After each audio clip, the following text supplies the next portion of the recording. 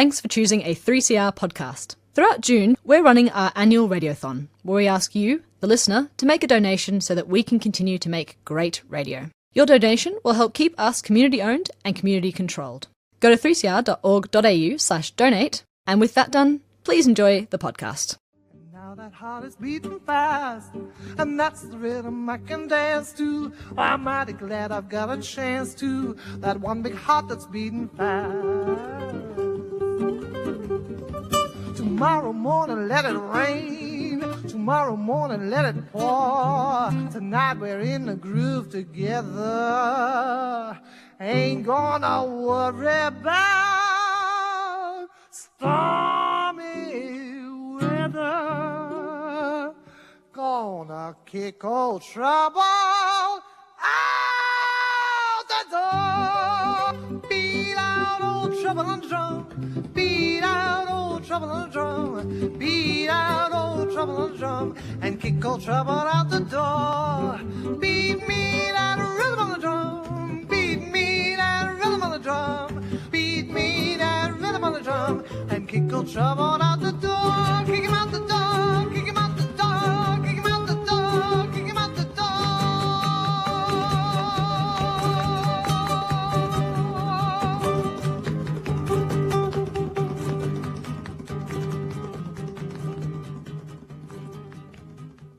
If you're disabled or PTS stable and you're in the land of the free, not the fair, because we don't bloody share, and you can't afford a medium rare at the pub or any decent grub, and you can't afford a drink, not even a soda stinks, so you give a wink to some old bat with a witch's hat who'll cook up a batch of rat, a tui, with a cup of Ribena instead of a colada pina.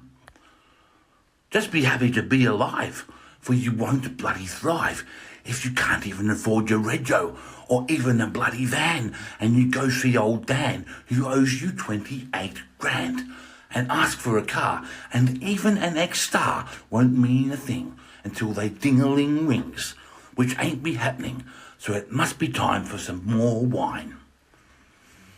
A flagon from the past will give you a nice rasp for $20, no more. And even if you're a bore and bludge of smoke from all the blokes until they're yoke in the face with egg on your face, 'cause you can't afford to smoke tobacco, but can only afford the wacky mobacco, what sort of world really is it we live in that a man can afford drugs but not a cigarette, and must buy second-hand food that cannot be sold in a shop, but only to a mug with no grub in his cubs? At a bloody food depot for all the dicky dellos from all the pubs who spent all their food money on mugs instead of drunk with the heroin monks. I say that this must be the land of we don't give a shit, especially if we're rich and can pay our taxes to the gov for our Benson and Hedges everyday grudge.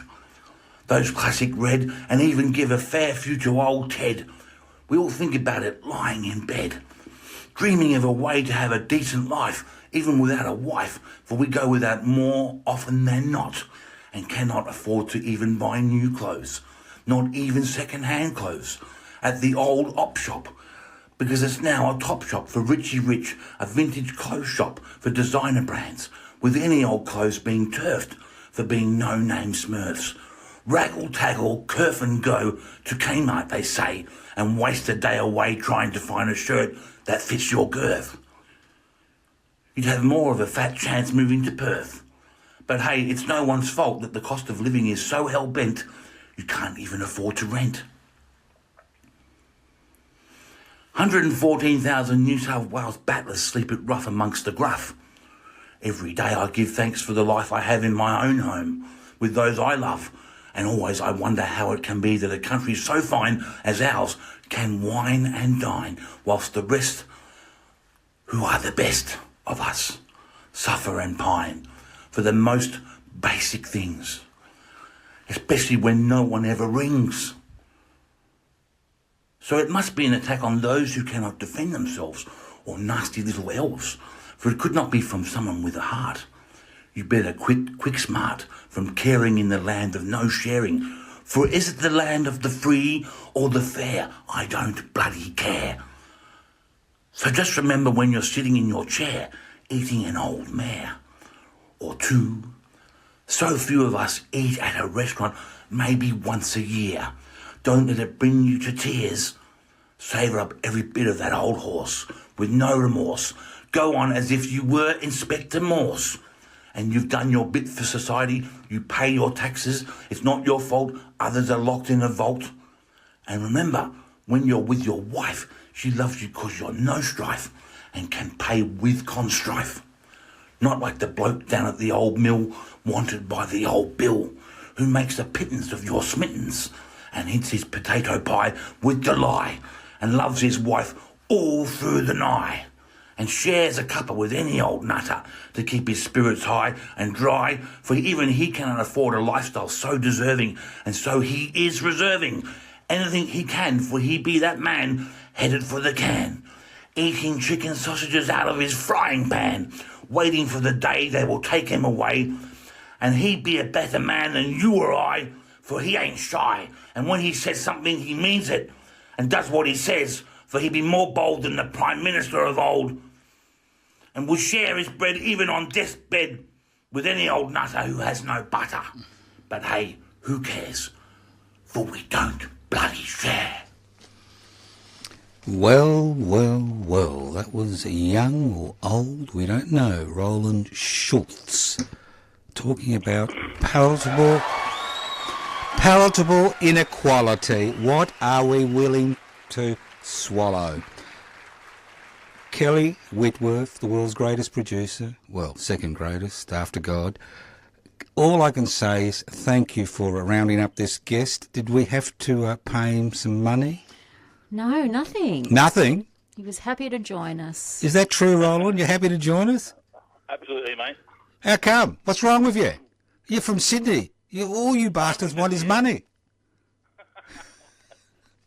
You mean, are there people in Sydney who care? Say it again, sorry, mate. Are there people in Sydney who care? Oh, of course, yeah. It's not so bad. It's not so bad. No. All right. It's actually changed a lot. Has it? Yeah, it's become better. How come? What's happened? Well, I think people aren't so sort of stuck up. Right. Melbourne is, everyone cares about each other. And, I think you believe the propaganda, mate. Now, look, Roland, we're going to have a little chat. Now, I've got some very strict rules. Sure. And it's very simple. Only original shit gets put on Radical Australia, and that was your original poem. When did you write that? Last year. Yeah, what drew you to that?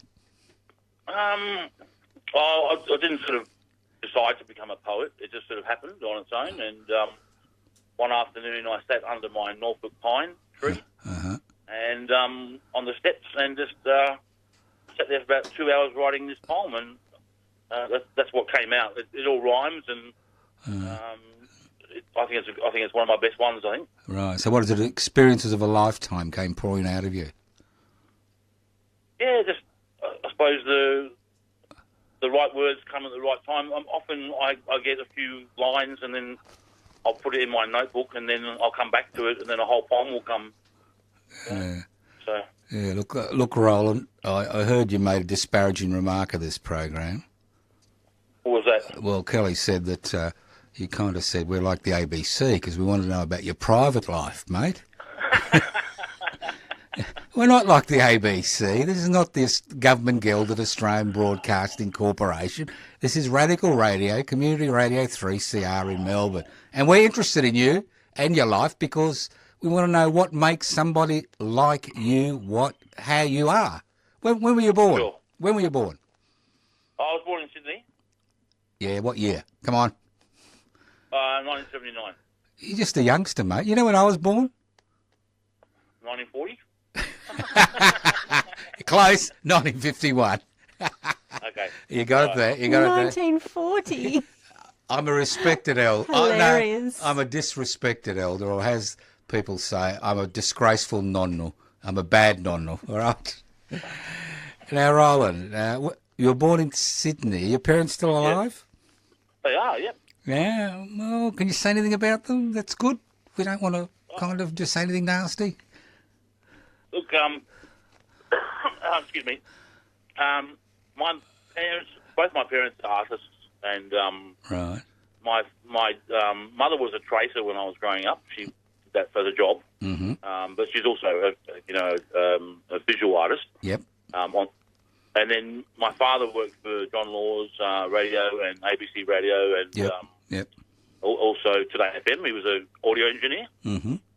So that's what they did when I was growing up from the age of 1. But they both sort of went on to lead careers in actual art, which was once they left their work, they both did visual art. So a big artist family. My sister's quite a well-known artist. What's her name? What's her name? Rowland G Schultz. Right.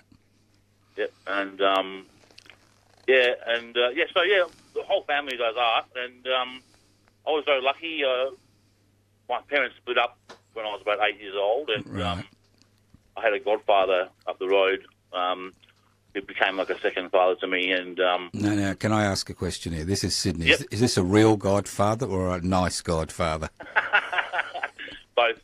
Both. It was both. Well, that's what you need. You need somebody who's both. Now, getting back to your mother and dad, what type of mediums did is your mother still, you said she's still alive, is she still working as an artist? She's done, like, in recent times, she's done a lot of sculpture with clay. All right. And she does like sort of gargoyles and a lot of sort of demonic sort of looking things, which is kind of cool. She doesn't kind of use you as a model, does she? No. Oh, that's good. And my dad's a printer. He does a lot of printing. He prints a lot of wood engravings and lino cuts. All right. Yep. It's very hard doing wood carvings. I'm not wood carvings, but wood block printing. Very hard because you've got to do it in reverse. My late wife used to do. Yeah, she used to do a lot of wood block printing. It was very hard work. Yeah. My dad's actually in one of the wood engraving books, which is a worldwide book, I think. Yeah. Oh, that's good. Yeah. He's got a bit of talent. Gilbert. His name is Gilbert Schultz. Right. Yeah. And your mum's name? Katie Bennett.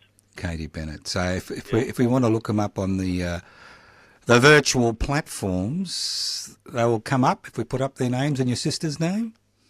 Callagher Schultz, you'll probably find her. Yep. Right. Yep. Yeah, that's excellent. So where did you go? Where did you go to primary school? I went to Bagola Plateau Primary School. Bagola Plateau. Was it flat? That's what I want to know. It's not flat. It's not flat, but it's... I thought... Typical Australian irony, isn't it? It's not flat. But At the top of a mountain. Really? Yeah. You're not making this up, are you? No, I'm for real. For real? On top of a mountain, it was called... so it was the flat part of the mountain at the top, was it? Yeah. And I ended up actually going to Newtown Performing Arts High School. Yeah. How come they sent you to Newtown? Couldn't you learn a trade or something, or go to university and do something productive? Why did they send you to art school? I actually I studied to be a chef. Excellent. And then I went back to school. That's why I went back to Newtown, because I was a musician, and I got in on my performance, and I also got into the Conservatorium School in Sydney, which was pretty hard to get into. It is very hard. What instrument? Guitar.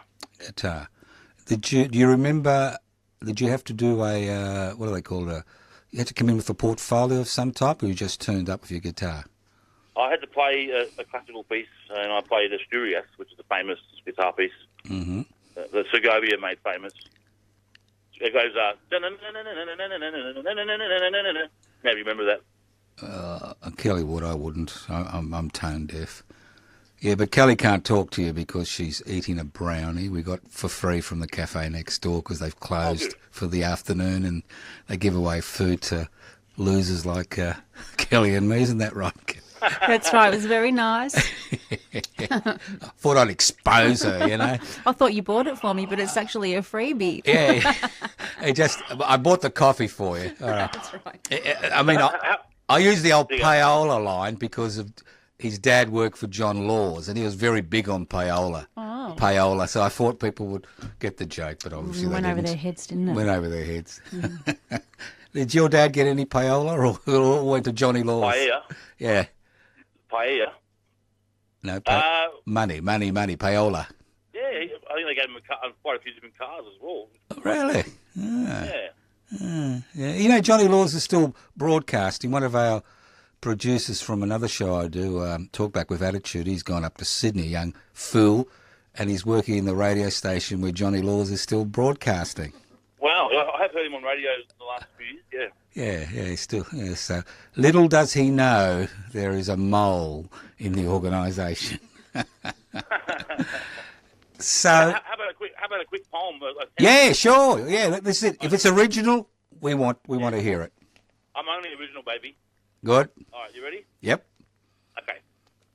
What say you to being a big, big baby, being a lady or a tradie, that God is not only a man, but also a woman, and that they be two intertwined as one, who not only had a son, but also a lady, to make big, big babies, just like you.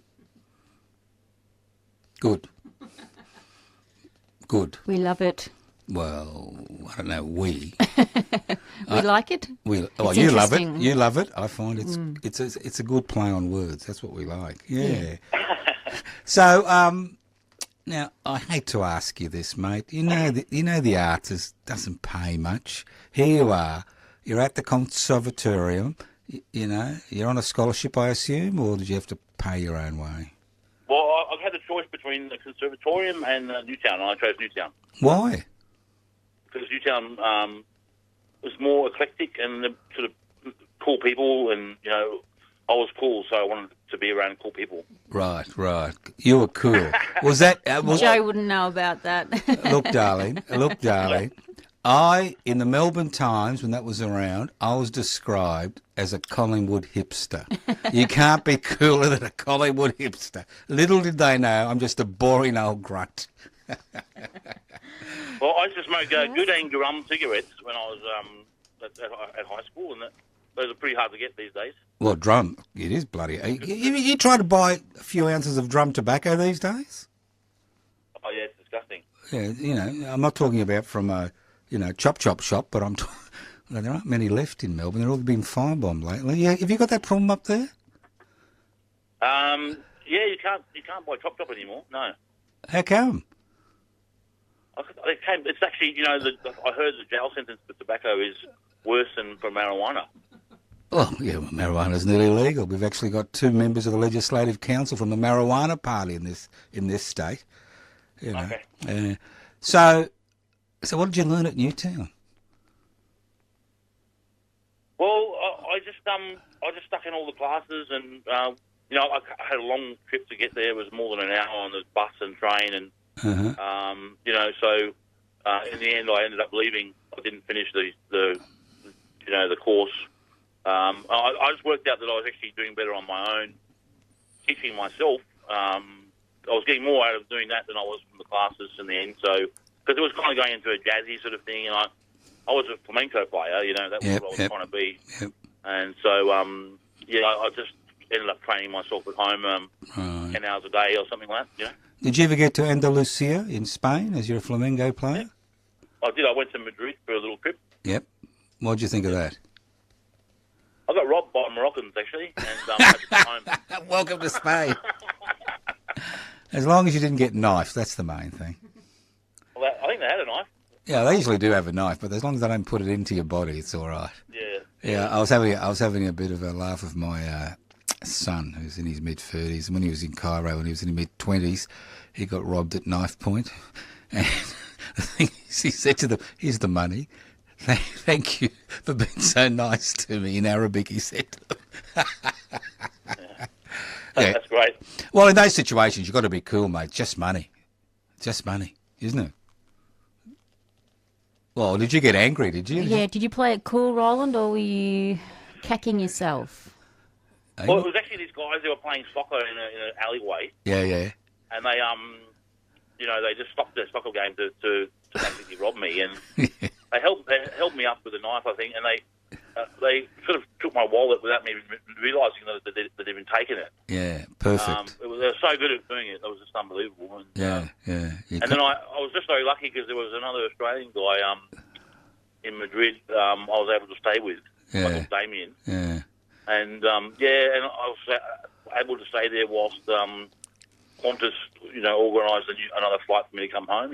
Right. So it was a bit of a downer, but I ended up teaching myself flamenco, and I got right up there in the Australian scene. I was very well known, and all original stuff, which was something I'm still very proud of today. So right, is there any way people can access any of this work? Is it any on where do they go to? Where do they go to access it? Apple Music, iTunes, Spotify, Amazon, YouTube, SoundCloud. Hopefully you're getting a few cents in royalties. Actually, I'm not. I'm not getting any money from my music, which is unfortunate. I've lost all these companies have taken over handling my music, so I've got to try. I've contacted them, and they've turned around and said that I actually owe them money, which is strange because technically it should be making money, but they charge a certain amount of money each year to keep the music online. Right. It's a very old system, and because I was in a car accident in 2015, I had a brain injury and ended my career. Right. And I've only just got back to playing flamenco now, which is about 9 years later. So I've lost all of the money, the income from the music, but I'll get there eventually. Right. Now, before your car accident, how were you earning your living? As a professional musician or other work, or? Yeah, I used to I used to do gigs all the time. Right. That was my life. Music was my life. Right. So were the gigs were they kind of Spanish, Portuguese, North African type of background, or were they just general gigs? It was all kinds. Like we used to play in the Spanish club in Melbourne. Mm-hmm. In Melbourne, that's just down the road. I had about 15 years playing music in Melbourne. Right. What did you kind of drive down or fly down and fly back up? No, I lived in Melbourne for that time. You lived in Melbourne? Yeah, and had a music career, yeah. In Melbourne? Oh, excellent. In Melbourne, yeah. Yeah, what years was that? Oh, I don't know. Just roughly. My accident was 10 years ago, almost, so probably 5 years before that, I suppose. Right. And what was the scene like for a flamenco guitarist in those days, like in Melbourne? Oh, I had a great time. I really had a great time. I had some great gigs. I had a regular peña at the Spanish club, and we would do a big show with dancers and percussionists, and I'd play all my original flamenco guitar music. And, we'd sell tickets, and we'd play at an open studio many times. Right. That was a great place. We sort of kind of started out there actually, and we packed that place out completely. And it's a very small venue, but right back in the beginnings, when I was about 21, when I first got to Melbourne, I played in a place called Zimmer Bar, which was on Ackland Street. Yeah, I remember the Zimmer Bar. Yeah, I'm old enough. enough. Remember that? Yeah, I'm old enough, mate. Yeah, good. Well, Ernst was a really good friend of mine. Right. Yeah, and so we played there all the time, and then unfortunately this thing called a sound limiter came in. That's right. You were annoying the neighbours. And if you play too loud, it just cuts the sound off completely. Yeah. For 30 seconds. And so you'd be playing a song, and everyone's dancing, and then suddenly the sound goes, Yeah. It's funny, isn't it? So, You've got venues that have been there for decades, and all of a sudden the NIMBYs say, you're making too much noise, and they've driven up the property prices by gentrifying the area, and they closed down the music scene. Yeah. So, 15 years in Melbourne. So where were you living? Well, put it this way, I got to Melbourne when I was 21, and I had my car accident when I was 36. So Right. basically 15 years. So were you living around the CBD, or were you living outside? I was living in Caulfield and sort of that area. Right. Yeah. Any particular reason you were down that way? There wasn't a... What happened was me and my girlfriend, she's no longer, she's deceased now, unfortunately. Right. Sorry to hear that. What was her name? Her name was Evelina. She was the most beautiful woman I've ever met. Right. And we had a bus, a big mobile home that we bought, and we lived in it, and we wanted to get off the road, and we just happened to find this advertisement in the paper which said, can fit 5 cars in the driveway. So we were able to rent this place and get the bus off the road and rent a house together. And it was in Caulfield. It was on Bamborough Road, actually. Oh, yeah. Yeah. And there was there's still a cafe there called Tinglish. I used to go there all the time and have food. Yeah. It's really nice food there. Mm-hmm. Yeah, and that's how we got. I'm gonna ask a rude question. Houses in Caulfield aren't cheap to rent.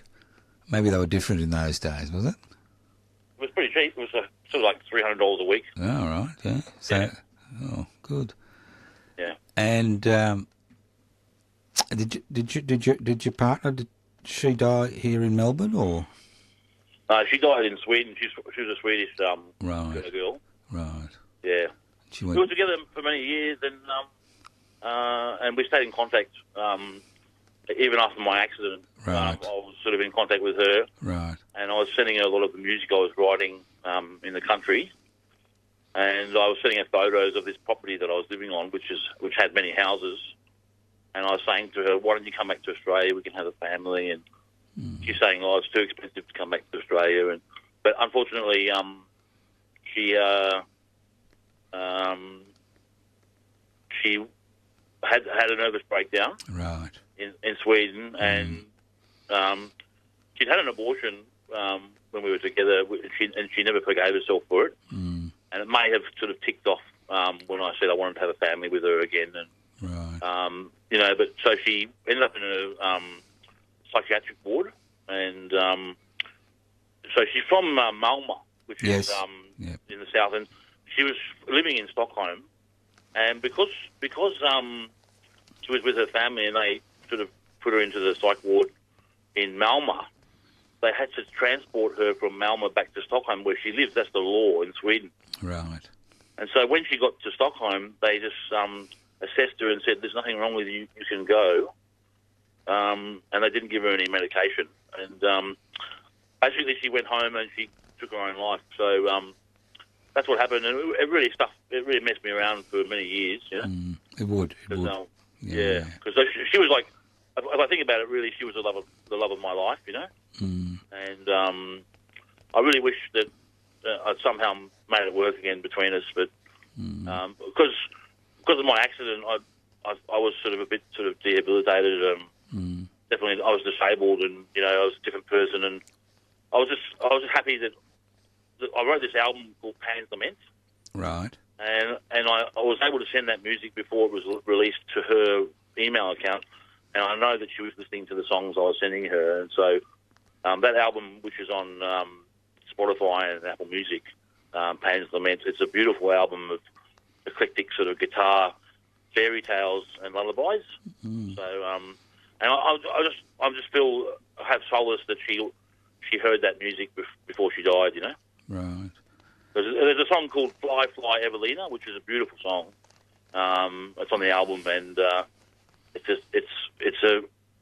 basically it's almost like a poem. She's the music, and my guitar is her tree with wings. Do you know what I mean? Yes. Yeah. You don't remember any of it, do you? Or of what, the poem? Yeah. Have you got it? You haven't got it with you? That is basically, if you listen to the guitar track, that's what it means. Yeah, right. Yeah. Look, feel free to burst into poetry anytime you like during this chat. It's kind of a free roaming type of. All right. If you feel like if you want to feel. I've had a sign from She Who Must Be Obeyed, the producer. I've got to do a station announcement. This is Radical Australia on 3CR. We're chatting to Rowland Schultz. The program is podcast. You can access the podcast by going to 3cr.org.au. Sorry, Rowland, but she forced me. That's all right, mate. We hope you're enjoying your 3CR podcast. We're a community radio station that does one big fundraiser each year. Right now, we need your help to raise $275,000. We hope you can contribute. Head to 3cr.org.au/donate and please make a tax-deductible donation. And now, back to your podcast.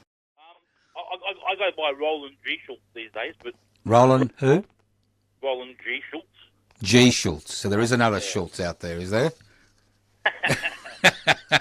You're not related to Sergeant Schultz, are you? No, that's a bit of a silly one. That's right. That's Have you got another poem to crack out? Sure.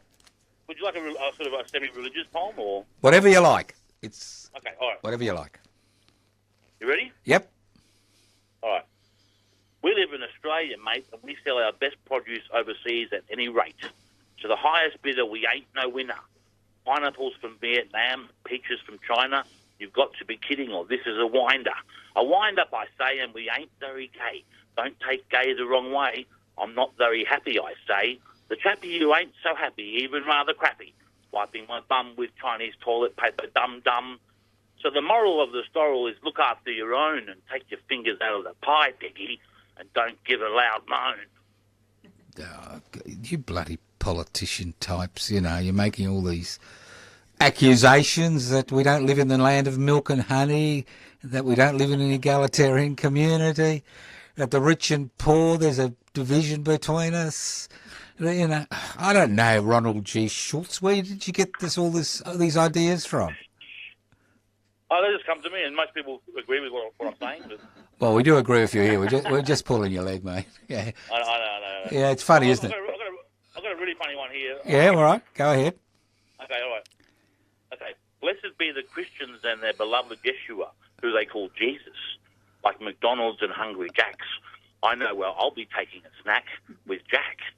Jesus, who the fuck is that? There you go, Rowland G. Schultz.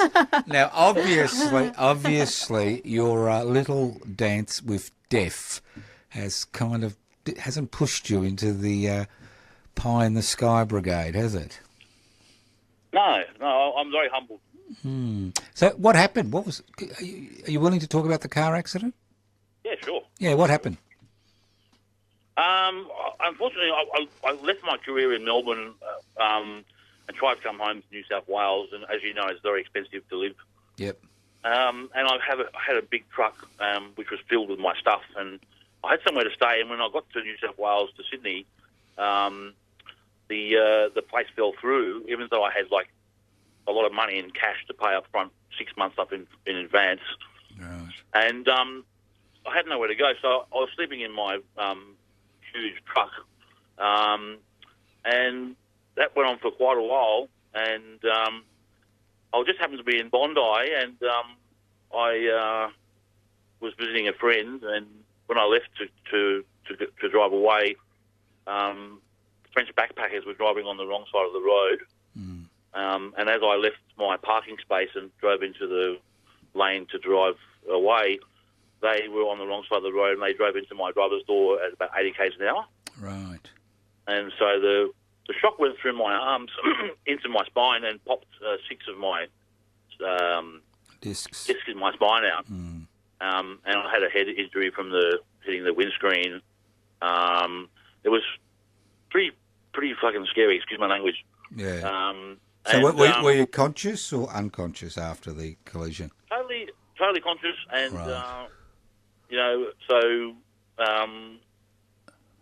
it just was one of those things that happened, and I took photos of the guy's license and the damage to the vehicles and everything, and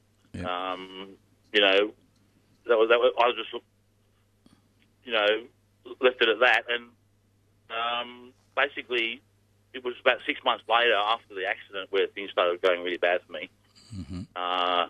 Because I didn't realise how damaged I was, and I would wake up in the middle of the night screaming in agony from this neck pain. It was affecting my left arm, and I was having trouble driving, and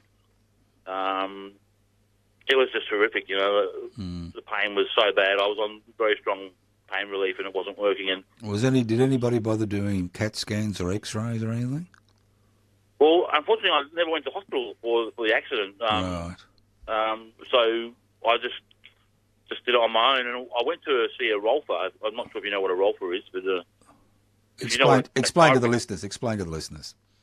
So a chiropractor is one thing, but a rolfer is much more advanced. And he spent 3.5 hours massaging my discs in my spine back into place, which stopped the pain.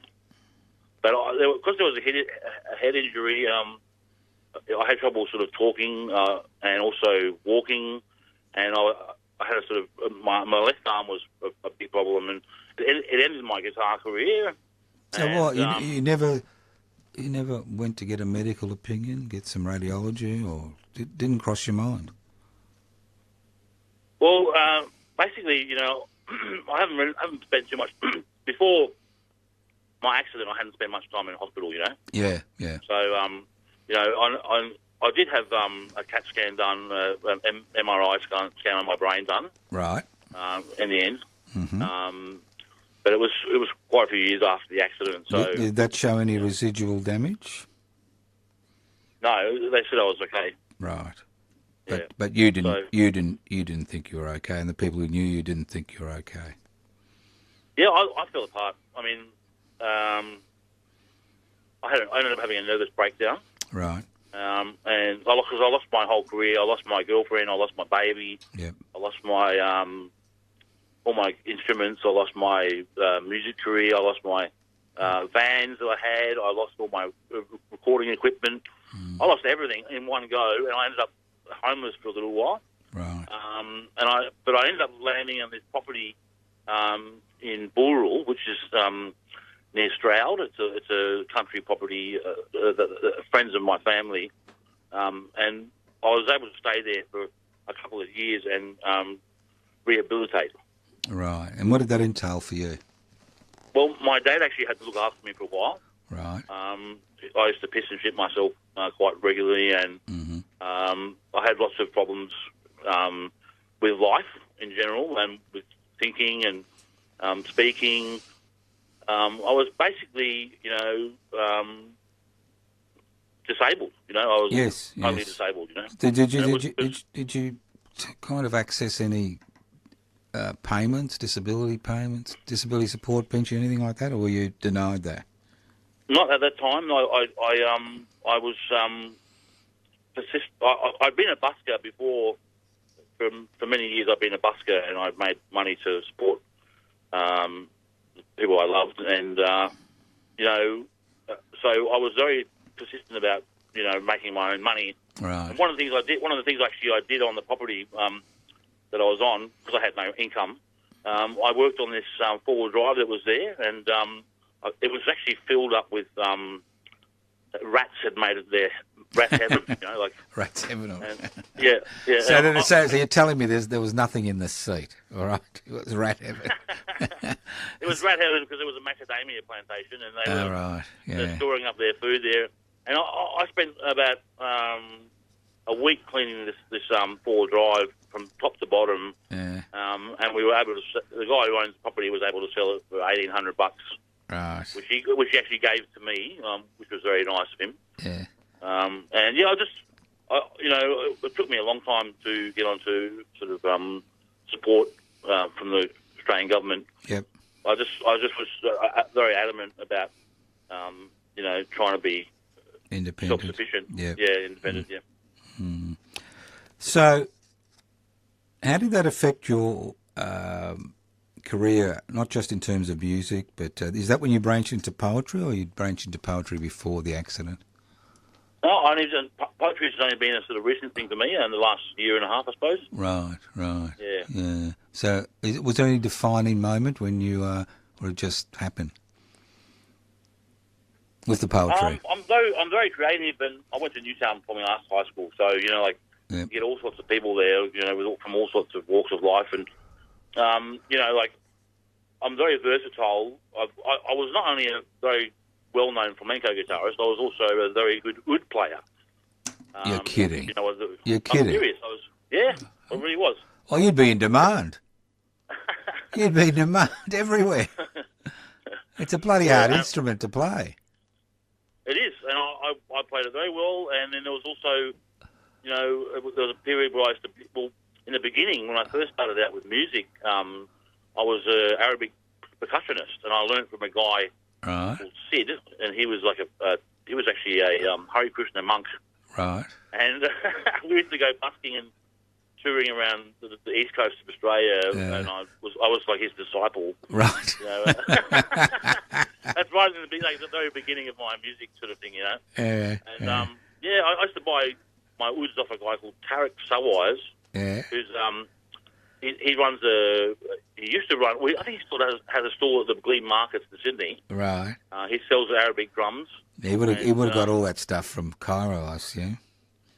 He does, yeah. The Mecca. Yeah. Of that. I would have bought about 5 ouds off him when I was a young bloke. Yeah. And he's friends with Joseph Twildress, and Sid knows Tarek as well, and I think he's living in the Blue Mountains now. But there was a whole scene back then, and that was what I grew up with, and so I've always been very versatile, and I've done different things. I played acoustic guitar for a little while. Right. I played flamenco. I played bossa nova. Tell us about bossa nova. How hard is that? It's really hard. And that's why I'm asking you. Explain to people why it's hard.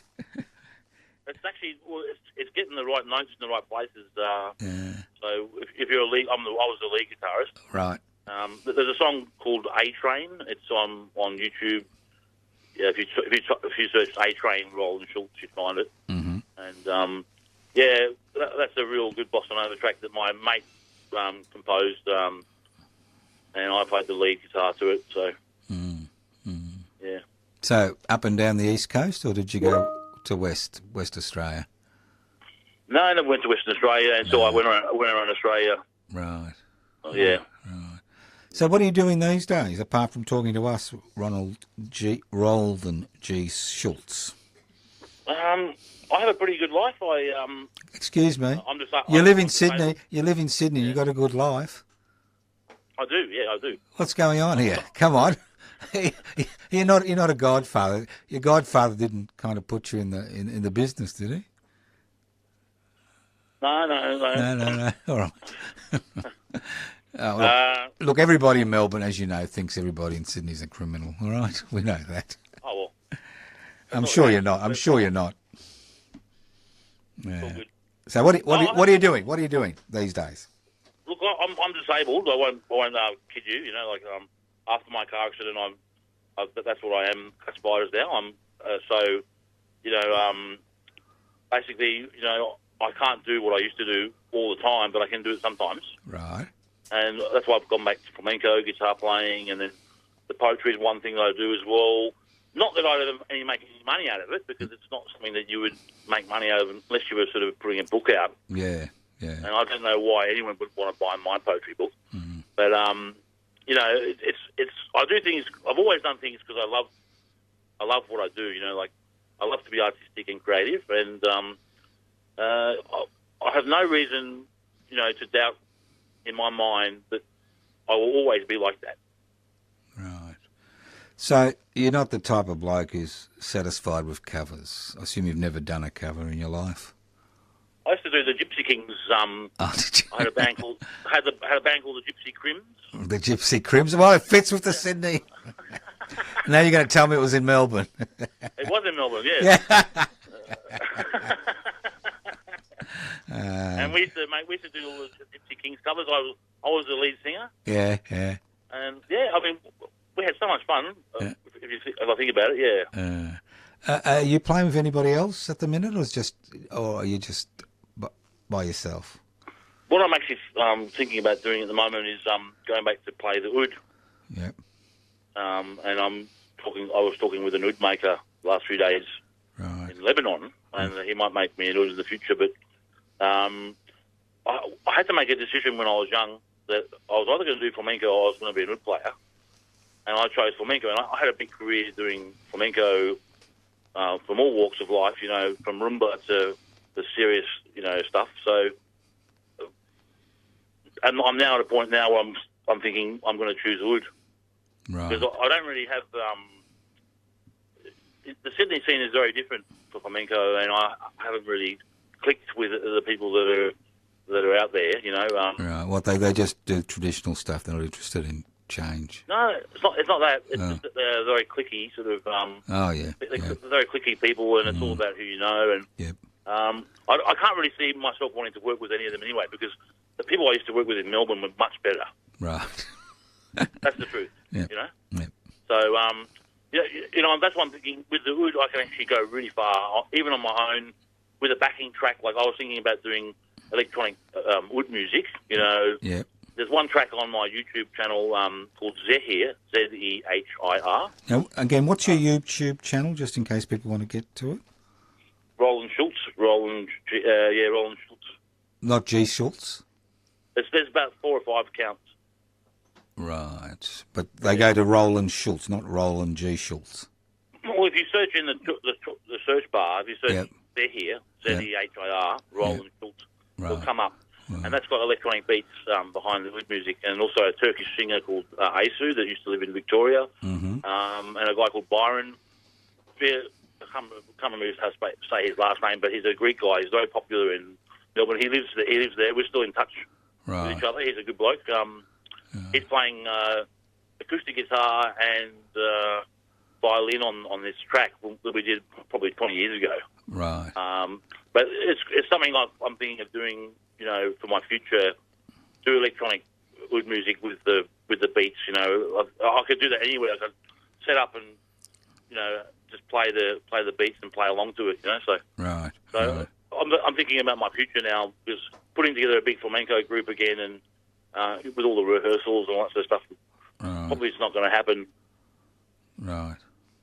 So how about, when you say disabled, is it an energy thing or a dexterity thing, or what's the residual issue you've got now? I don't know. I'm just not the same person, you know. What, you can't concentrate, or your hands aren't as strong as they should be, or? I can do stuff very well. I mean, I can play almost as well as I did when I was very well known. Right. But I lose interest in it. Right. Right. Yeah. I don't have the.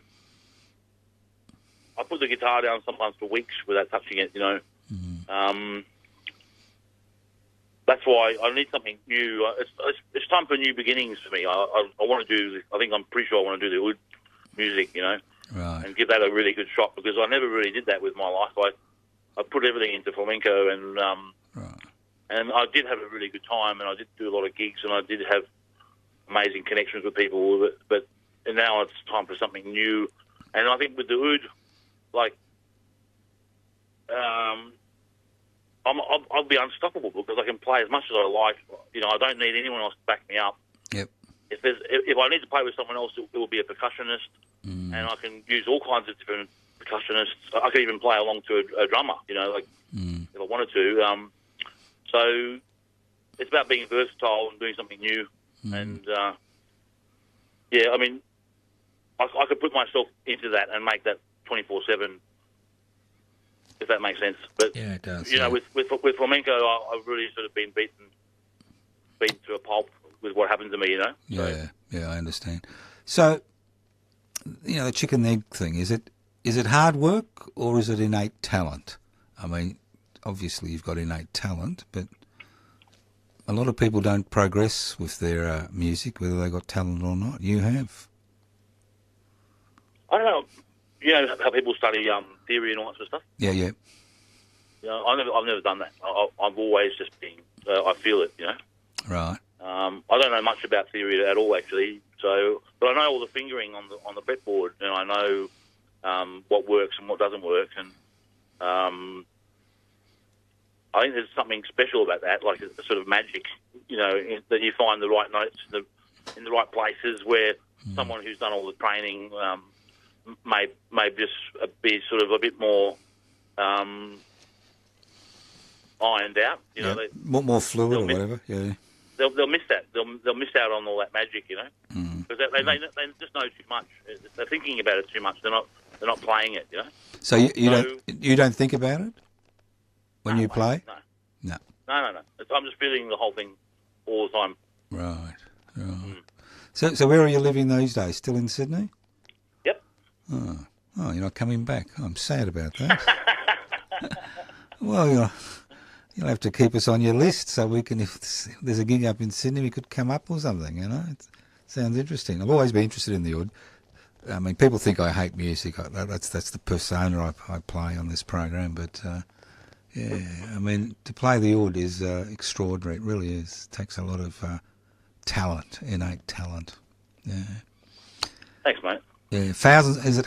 How old is the instrument? Thousands of years, is it, or hundreds? So I can't remember. I don't know too much. Don't know enough about it. I know it's probably the predecessor of the guitar originally. Like, you go back far enough. Yeah. Yeah. Quite extraordinary. Now, young Kelly, you've got a song that you've got lined up. I do. How long is that going to be, do you think? 3 minutes. Well, why don't we do that, and then we could don't hang up, mate. Then we can finish up. Okay. All right. Let's just see. I'll put it on play. She's so talented, mate. You need a good producer, you know. Here we go.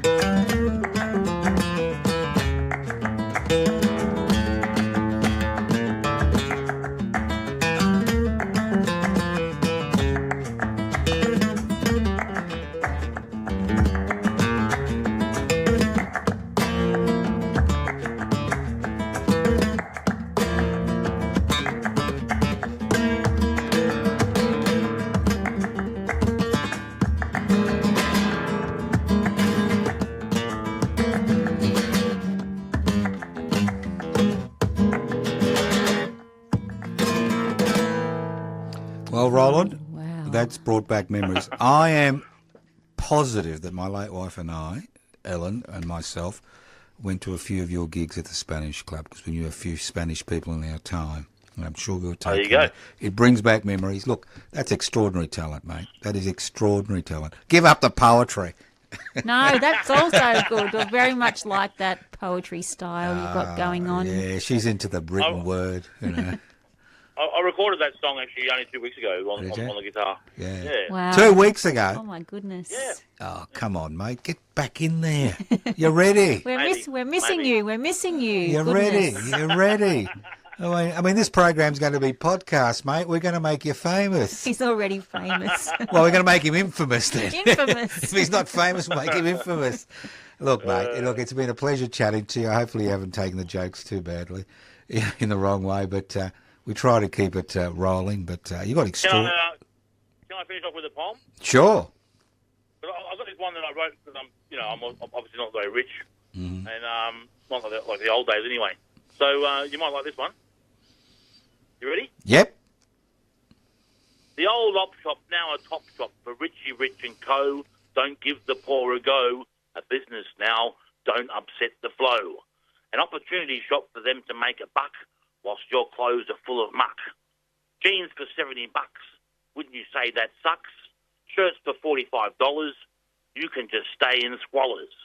Forget the poor who are knocking on your door. The op shop that's now a top shop will leave you on the floor. No true word was spoken. You come to Melbourne, mate, they're everywhere. Those type of posh op shops. We're the capital of the world. Yeah. I know, mate. Bring back the 90s, I say. Yeah. Look, all the best for your future. Always, mate. You're a great Australian. It's been a pleasure speaking to you, and hopefully we can share your story with lots of other people. The program will be podcast by the very talented Kelly Whitworth. Thanks, Kelly. Thanks, Roland. Chat soon. Bye.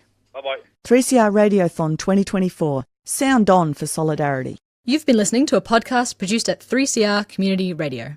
It's Radiothon time. This year, we need to raise $275,000 to keep the station going. Any amount you can afford makes a big difference. It's so easy to donate. Head to 3cr.org.au/donate. We rely on the community's support. Thanks for listening.